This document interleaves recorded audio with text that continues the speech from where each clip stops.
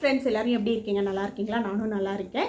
அனைவருக்கும் அட்வான்ஸு இனிய கார்த்திகை தீப நல்வாழ்த்துக்கள். கார்த்திகை தீபம்னாலே நம்ம மண் அகல் விளக்கில் ஏற்றுறது தான் வந்து முக்கியமானது. அதுவும் வந்து புதுசாக நாம் அகல் விளக்கு இப்படி ஏற்றுறோம் அப்படின்னா இதில் ஆயில் வந்து லீக்கேஜ் ஆகும். பெரிய வீடுகளாக இருந்தால் நம்ம நிறைய விளக்குகள் வந்து ஆயில் ஊற்றி நம்ம ஏற்றுற மாதிரி இருக்கும்.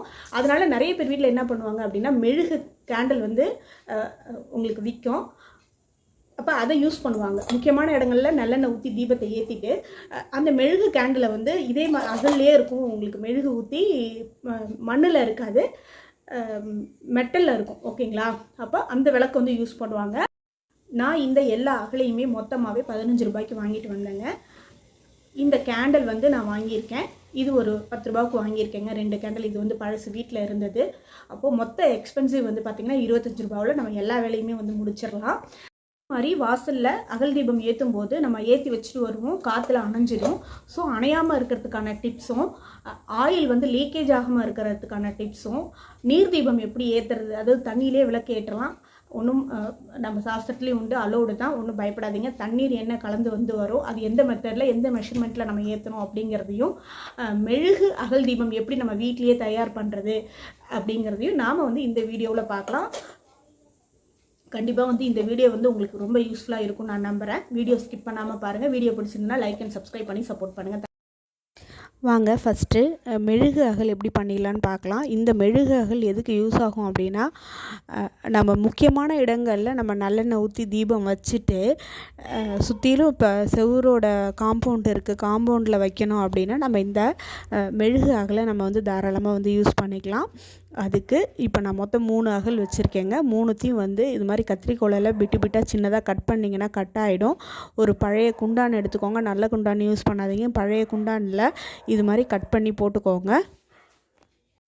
இந்த கட் பண்ண மெழுகுகளை நல்லா அடுப்பில் வச்சு ஹீட் பண்ணிங்கனாலோ, இல்லை ஒரு தோசைக்கல்லை வச்சுட்டு அது உள்ளார நீங்கள் அதுக்கு மேலே வச்சு ஹீட் பண்ணிங்கனாலும் நல்லா மெல்ட் ஆகி வந்துடுங்க. ஃபஸ்ட்டு இது மாதிரி கட் பண்ணி எடுத்துக்கிட்டு அதுக்கப்புறம் தான் நீங்கள் வந்து அதை மெல்ட் பண்ணணும். மெல்ட் பண்ணும்போது நல்லா வாட்டர் கன்சிஸ்டன்சியில் நல்லா வந்து உருகி வந்துடும். அதுக்கப்புறம் நம்ம வந்து அகலில் எடுத்து ஊற்றிக்க வேண்டியது தான். இப்போ நான் மெழுகு அடுப்பில் வச்சுட்டு சிம்மில் வச்சுட்டு வந்திருக்கேன். அந்த கேப்பில் நமக்கு எத்தனை அகல் விளக்கு தேவையோ அத்தனை விளக்குக்கும் திரி போட்டு நம்ம ரெடியாக வச்சுக்கணும். திரியை போட்டுட்டு தான் வந்து நாம் வந்து மெழுகை உருக்கி இதில் ஊற்றணும். நாம் இப்போ மெழுகு எல்லாமே உருகி வந்துருச்சுங்க. இதை நாம் எத்தனை அகல் ரெடி பண்ணி வச்சுருக்கோமோ நம்ம வந்து ஒரு அரை அளவு ஊற்றினா போதும். இதுவே ரொம்ப நல்லா எரியும், கொஞ்சம் நேரம் நல்லா நின்று எரியும். இல்லை உங்களுக்கு ஃபுல்லாக வேணும் அப்படின்னாலும் நீங்கள் வந்து ஃபுல்லாகவும் ஊற்றிக்கலாம். நான் இன்றைக்கி ஒரு 3/4 அளவுக்கு நான் வந்து ஊற்றிருக்கேங்க ஒவ்வொரு அகல்லையுமே வந்து. ஏன்னா மெல்ட் ஆச்சுன்னா கொஞ்சம் மேலே வரும். ஸோ 3/4 அளவு ஊற்றிக்கிறது தான் வந்து பெஸ்ட்டாக இருக்கும். அதனால் வந்து 3/4 அளவு எல்லா அகல்லையுமே நான் வந்து ஊற்றிக்கிட்டேன்.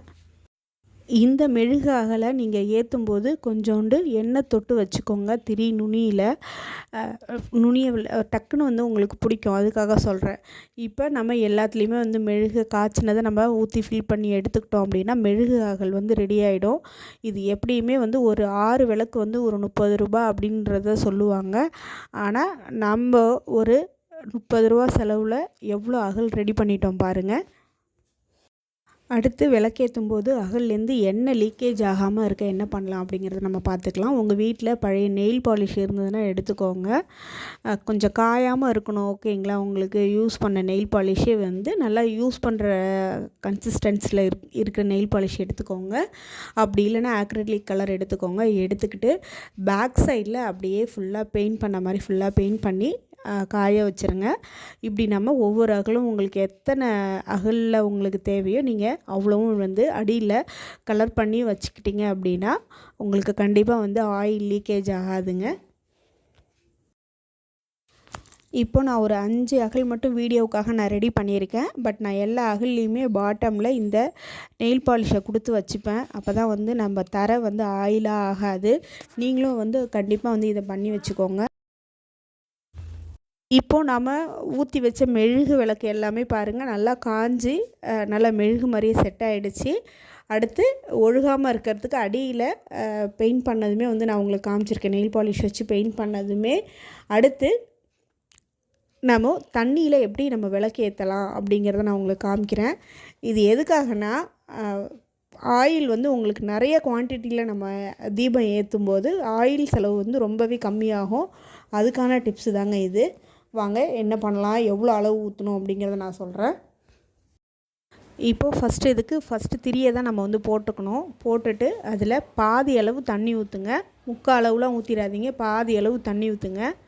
தண்ணி ஊற்றிட்டு நல்லா திரியை அதிலே நீங்கள் நல்லா நனைச்சி விட்டுக்கோங்க தண்ணியில். அதுக்கப்புறம் மேலே நீங்கள் ஆயில் ஊற்றுங்க. அகல் விளக்கு ஃபுல்லாகிற வரைக்கும் நீங்கள் வந்து ஆயில் ஊற்றிட்டு அந்த திரியை ஆயிலில் நனைச்சி விட்டுக்கோங்க. ஓகேங்களா? நனைச்சி விட்டுட்டு நம்ம ஏற்றுறோம் அப்படின்னா அழகாக வந்து தீபம் வந்து எரியும். இது வந்து இந்த ஆயில் வந்து காலியாகிற வரைக்குமே எரியும். அதாவது ஆயில் கணக்குங்கிறது நம்ம அடியில் தண்ணி ஊற்றிருக்கோம் இல்லைங்களா? நார்மலாக வந்து ஒரு அகல் விளக்கு ஃபுல்லாக எண்ணெய் ஊற்றி ஆயில் தீபம் ஏற்றுறோம் அப்படின்னா எவ்வளோ நேரம் எரியுமோ அதே அளவு வந்து அதே நேரம் எரியும் இது. இப்போது நான் உங்களுக்கு நீர் தீபம் ஏற்றி காமிக்கிறேன். ஏற்றியாச்சுங்க. இதுவுமே நீங்கள் வந்து காம்பவுண்டில் வைக்கணுன்னா வைக்கலாம்.